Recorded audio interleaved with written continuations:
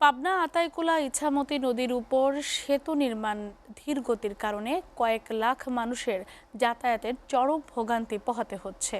নতুন সেতু নির্মাণ শুরু করলেও পাশ দিয়ে বিকল্প রাস্তা তৈরি না করে বাঁশের সাঁকো তৈরি করে পারাপারের ব্যবস্থা করে ঠিকাদার।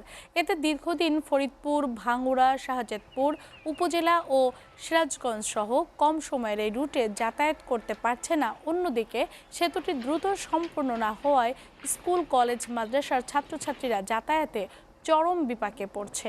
স্থানীয় সচেতন মহলের দাবি, ডেমরা রোডের ইছামতি নদীর উপর এই সেতু নির্মাণে চরম ধীরগতি থাকলে এই রুটে যাতায়াতকারী কয়েক লক্ষ মানুষের দুর্দশা বাড়ছে। এ বিষয়ে আরো খবর জানাতে পাবনা থেকে সরাসরি যুক্ত হচ্ছেন সহকর্মী কামরুল ইসলাম।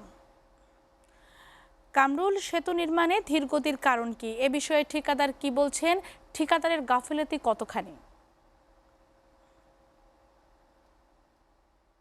ধন্যবাদ।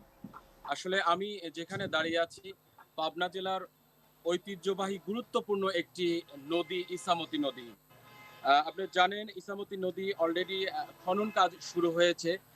তারই উপর দিয়ে আতাইকুলা টু ডেমরা 15 কিলোমিটার রাস্তা। এখানে নতুন একটি ব্রিজ নির্মাণ শুরু হয়েছে প্রায় আজ 1 বছর হতে চলেছে। কিন্তু এই ব্রিজের কাজের ধীরগতি চরম ধীরগতি রয়েছে। আসলে যে ব্রিজটি করা হচ্ছে এই ব্রিজের আদৌ কবে শেষ হবে এটা বোঝার কোনো উপায় নাই। এই ব্রিজ না থাকার কারণে এই ব্রিজের বিকল্প কিন্তু কোনো রাস্তা তৈরি করেনি ঠিকাদার প্রতিষ্ঠান। যার কারণে মাত্র একটি সাঁকো দিয়ে রাখছে, বাঁশের সাঁকো দিয়ে রাখছে, যে সাঁকো দিয়ে মানুষ অতি কষ্টে এবং অতি কষ্টে যাতায়াত করছে। আসলে আপনি আরেকটু বলে রাখি, এই রুটে কিন্তু পাবনার 3টা উপজেলার মানুষ যাতায়াত করে। এছাড়া পার্শ্ববর্তী জেলা সিরাজগঞ্জের শাহজাদপুর এবং বেলকুচির মানুষ কিন্তু আতাইকুলার ঐতিহ্যবাহী হাট, এই হাটে এই রুট দিয়ে যাতায়াত করে।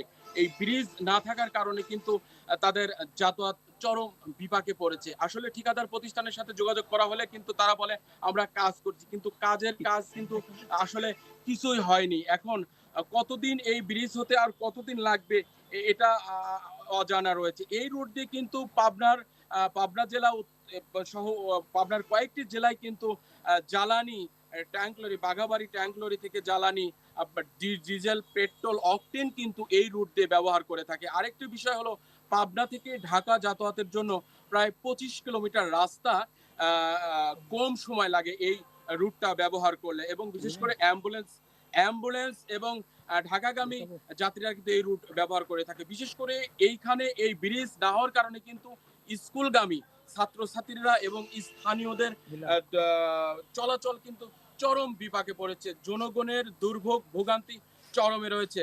এলাকার সচেতন মহলের দাবি, অতি দ্রুত এই ব্রিজটি নির্মাণ করার জন্য স্থানীয় মাননীয় ডেপুটি স্পিকারের শরণাপন্ন হয়েছেন কয়েকবার। এই ছিল পাবনার ইছামতি নদীর উপরে ব্রিজ এবং জনগণের দুর্ভোগের সর্বশেষ চিত্র। তনি।